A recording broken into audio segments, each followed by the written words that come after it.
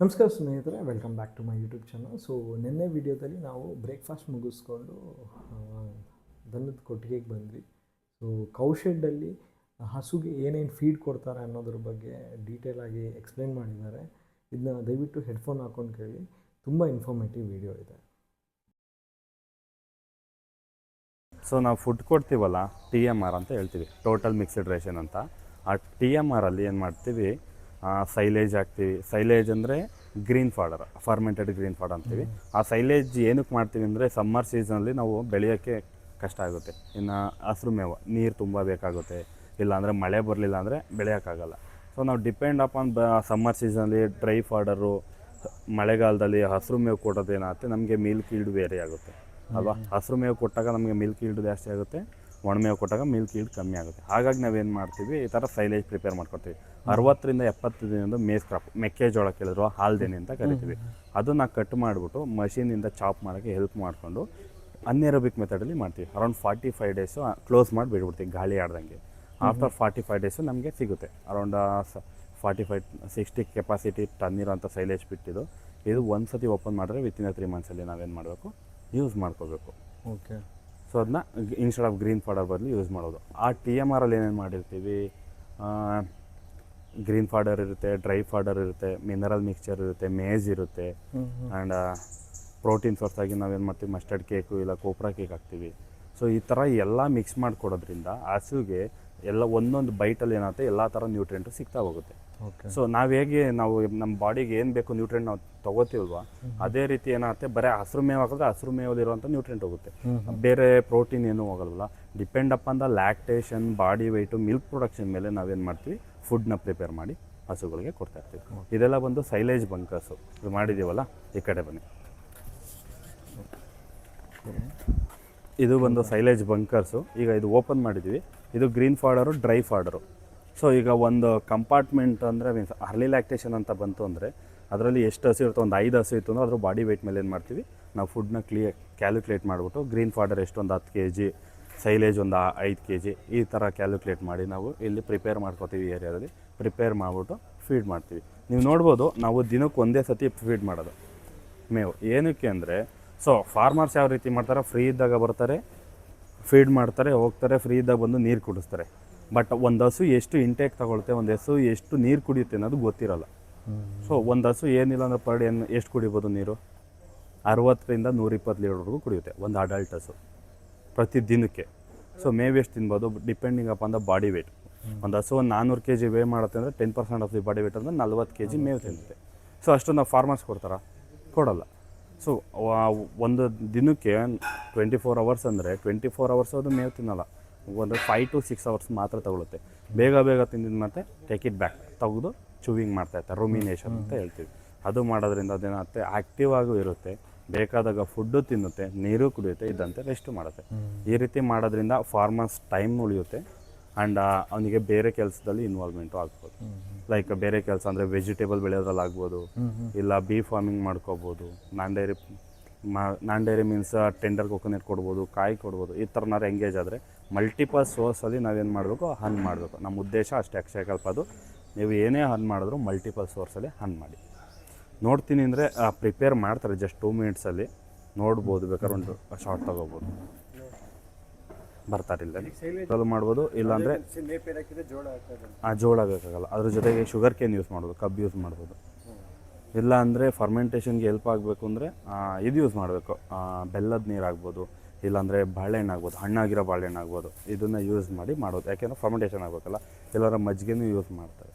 Adjust ಏನು ಮಾಡಬೇಕು, mix ಮಾಡಿ ಚಾಪ್ ಮಾಡ್ಬೇಕಾದ್ರೆ ಕೊಟ್ಟು ಅನ್ಎರೋಬಿಕ್ ಮಾಡಲು ಫುಲ್ ಟೈಟಾಗಿ ಇದು ಪ್ರೆಸ್ ಮಾಡಬೇಕು. ಇಲ್ಲ ನೇನು ಮಾಡೋದು ಬೇರೆ, ಏನು ಮಾಡೋದು,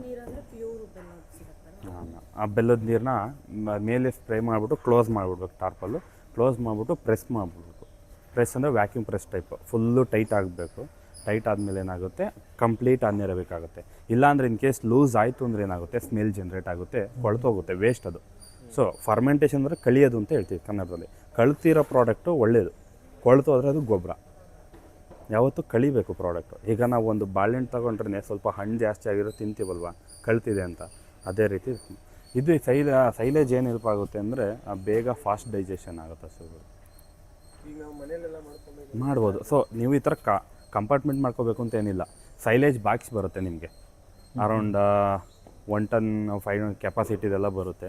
ಆ ಬ್ಯಾಗ್ಸಿಗೆ ಫಿಲ್ ಮಾಡಿ ಕ್ಲೋಸ್ ಮಾಡಿಬಿಟ್ಬಿಟ್ರೆ ಅದನ್ನು ಯೂಸ್ ಮಾಡ್ಕೋಬೋದು. ಪ್ಲಾಸ್ಟಿಕ್ ಬ್ಯಾಗ್ಸ್ ಇಲ್ಲಿದೆ. ನಮ್ಮಲ್ಲಿ ಸಿಗುತ್ತೆ ಪ್ಲಾಸ್ಟಿಕ್ ಬ್ಯಾಗ್ಸ್.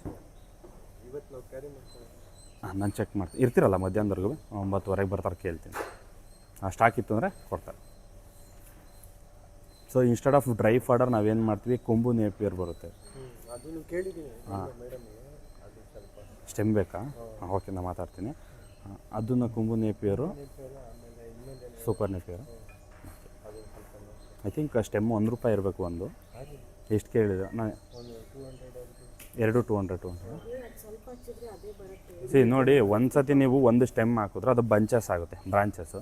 ಆ ಬ್ರಾಂಚಸ್ನ ನೀವು ಕಟ್ ಮಾಡಿ ಬೇರೆ ಕಡೆಗೆ ನೀವು ಪ್ಲಾಂಟೇಶನ್ ಉಳ್ಮೆ ಮಾಡಿ ಹಾಕ್ಬೇಕಾ? ಖಂಡಿತ ಒಂದು ಸತಿ ಟ್ಯಾಕ್ಟ್ರಲ್ಲಿ ಓಡಿಸ್ಬಿಡಿ, ಜಸ್ಟ್ ಇದು ಮಾಡ್ಕೊಂಬಂದು ಪ್ಲಾಂಟೇಶನ್ ಮಾಡ್ಕೊಂಬಂದು ನಾರ್ಮಲ್ ನೀರು ಗೊಬ್ಬರ ಕೊಟ್ಟರೆ. ಒಂದು 5 years ತನಕ ಮತ್ತೆ ಮಾಡ್ಬೋದು, ಇಲ್ಲ ಮತ್ತೆ ಸೊ ಯೂಶ್ವಲಿ ಏನು ಮಾಡಿ ಗೊತ್ತಾ, 1 year ಇಲ್ಲ 1.5, ಈಗ 1 year 1.5 year ಯೂಸ್ ಮಾಡ್ಕೊಳ್ಳಿ. ಕಟಾವು ಮಾಡಿ ಅದನ್ನು ರಿಮೂವ್ ಮಾಡಿ ಬೇರೆ ಪ್ಲಾಟ್ಗೆ ಕ್ರಾಪ್ ರೊಟೇಷನ್ ಮಾಡೋದ್ರಿಂದ ಸಾಯಿಲ್ ಫರ್ಟಿಲಿಟಿನೂ ಇಂಪ್ರೂವ್ ಆಗುತ್ತೆ. ಇಲ್ಲಿ ಕುಂಬು ಹಾಕಿ ಅಲ್ಲಿ ಸೂಪರ್ ಹಾಕಿ ಫಸ್ಟ್ ಏನು ಮಾಡಬೇಕು, ಸೂಪರ್ ನೆಪಿಯರ್ ಪ್ಲಾಂಟೇಷನ್ ಮಾಡಿ. ಸೂಪರ್ ನೆಪಿಯರ್ ಸ್ಟಾರ್ಟ್ ಆಯಿತು, ಹೀಲ್ಡ್ ಬರೋಕ್ಕೆ ಸ್ಟಾರ್ಟ್ ಆಯಿತು, ಆಮೇಲೆ ಕುಂಬುಗೆ ಹೋಗಿ. ಯಾಕೆಂದರೆ ಇದು ಫಿನಿಶ್ ಆಗೋದ್ರೊಳಗೆ ಅದು ರೆಡಿ ಇರಬೇಕು. ಎರಡು ಸೈಲೇಜ್ಗೆ ಸೂಪರ್ ಅದು ಮಾಡ್ಕೊಳ್ಳಿ. ಈಗ 2 ಒಟ್ಟಿಗೆ ಮಾಡಿದ್ರೆ ಏನಾಗುತ್ತೆ ಸರ್, ನಿಮಗೆ ಈಗ ನೀವು ಒಂದು 4 ಹಸು ಸಾಕಿರ್ತೀರ, ಸರಿನಾ?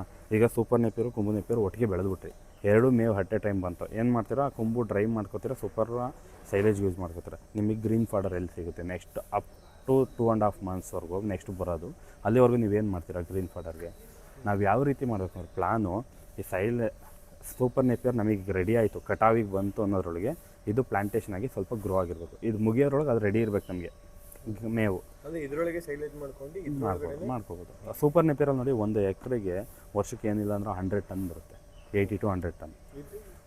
ಅದು ಕುಂಬು ಸ್ವಲ್ಪ ಹೀಲ್ಡ್ ಕಮ್ಮಿ ಬರುತ್ತೆ.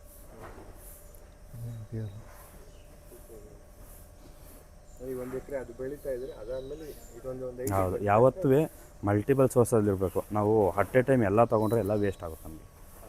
ಆಮೇಲೆ ಈ 1.5 ವರ್ಷ ಆದಮೇಲೆ ಇದನ್ನು ಈ ಕಡೆ ಕುಂಬು ಹಾಕಬೇಕು, ಈ ಕಡೆ ಚೇಂಜ್ ಮಾಡಬೇಕು. ಯಾಕೆಂದರೆ ಇದರಲ್ಲಿರೋಂಥ ನ್ಯೂಟ್ರಿಯೆಂಟ್ ಇದು ಬೇರೆ ಥರ ನ್ಯೂಟ್ರಿಯೆಂಟ್ ತಗೊಳ್ಳೋದು, ಅದನ್ನ ಬೇರೆ ನ್ಯೂಟ್ರಿಯೆಂಟ್. ಅಡಿಕೆ ಒಳಗಡೆ ಮಧ್ಯೆ ಎಲ್ಲ ಹಾಕ್ಬೋದು, ಅಡಿಕೆ ಒಳಗೆ ಹಾಕ್ಬೋದು. ಬಟ್ ಏನಾಗುತ್ತೆ ಅಂದರೆ ಅಡಿಕೆ ಮರ ಡೌನ್ ಆಗ್ತವೆ. ಬೆಸ್ಟು ಯಾವ್ದಾರು ಹೊಲ ಟೈಪ್ ಇದ್ದರೆ ಅದಕ್ಕೆ ಹಾಕೋದು ಬೆಸ್ಟು. ಏನಾಗುತ್ತೆ ಅಂದರೆ ನಾವು ಕೊಡೋಂಥ ಮಣ್ಣು ಗೊಬ್ಬರ ತುಂಬ ಹೇಳ್ಕೊಳ್ಳುತ್ತದೆ. ಬನ್ನಿ ಈ ಕಡೆ. ಅಂದರೆ ಇದು ಇವಾಗ ಬೆಟ್ಟ ಗುಡ್ಡ ಆ ಥರ ಪ್ಲೇಸ್ ಇರುತ್ತಲ್ಲ, ಆ ಥರದ್ರಲ್ಲಿ ಕಷ್ಟ ಅಲ್ಲ ಅದು? ಕಷ್ಟ ಅಂತೇನಿಲ್ಲ, ಮಾಡ್ಬೋದು ಸರ್. ನೀರು ನಿಲ್ಲೋದು ಕಷ್ಟ ಇರುತ್ತಲ್ವ ಅಲ್ಲಿ. ಅಲ್ಲ, ಡ್ರಿಪ್ಪದು ಪೈಪ್ ಬಿಟ್ಟಿರ್ತೀವಿ, ಮಾಡ್ಬೋದು. ಬಟ್ ಏನಾಗುತ್ತೆ ಅಂದರೆ ಒಂದು ಈ ಥರ ಇರುತ್ತಲ್ವ, ಇಳಿಜಾರು ಇರುತ್ತೆ, ಡ್ರಿಪ್ ಆಗಿರುತ್ತೆ. ನೆಕ್ಸ್ಟ್ ಕಲ್ಟಿವೇಟ್ ಟೈಮ್ಗೆ ಮತ್ತೆ ಡ್ರಿಪ್ ತೆಗಿಬೇಕು, ಅದೊಂದು ರಿಸ್ಕ್ ಇರುತ್ತೆ. ಬಿಟ್ಟರೆ ಆರಾಮಾಗಿ ಬೆಳ್ಕೊಬೋದು. ಸೊ ನಾವು ಯಾವತ್ತು ಗೊತ್ತಲ್ಲ ನಿಮಗೆ, ಇಳಿಜಾರಿಗೆ ಅಡ್ಡಲಾಗಿ ಉಳುಮೆ ಮಾಡಬೇಕು ಅಂತ ಇರುತ್ತೆ. ಸೊ ಇಲ್ಲಿ ನಾವು ಸ್ಟೆಮ್ ಹಾಕಿದ್ವಿ, ಈಗ ಒಂದು ಜಾಗ ಅಂದರೆ ಇಲ್ಲಿ ಸ್ಟೆಮ್ ಹಾಕಿದ್ದೀವಿ ಅಂದರೆ ಇಲ್ಲಿಂದ 1 ಅಡಿ 1.5 ಅಡಿಗೆ ನಾವು ಗೆರೆ ಹಾಕ್ಸ್ಬೇಕು, ಮೀನ್ಸ್ ಉಕ್ಕೆ ಹೊಡಿಬೇಕು. ಅವಾಗ ಏನಾಗುತ್ತೆ, ನೀರು ಬಂದಿದ್ದು ಅಲ್ಲಿ ನಿಲ್ಲುತ್ತೆ, ಮುಂದೆ ಹೋಗಲ್ಲ. ಆ ಥರ ಮಾಡೋದ್ರಿಂದ ಏನಾಗುತ್ತೆ, ನಮಗೆ ನೀರು ನಿಲ್ಲುತ್ತೆ. ನೀರನ್ನ ನಾವು ಕೊಡೋದು ಕಮ್ಮಿ ಮಾಡುತ್ತೆ, ಮಳೆ ಜಾಸ್ತಿ ಇತ್ತು.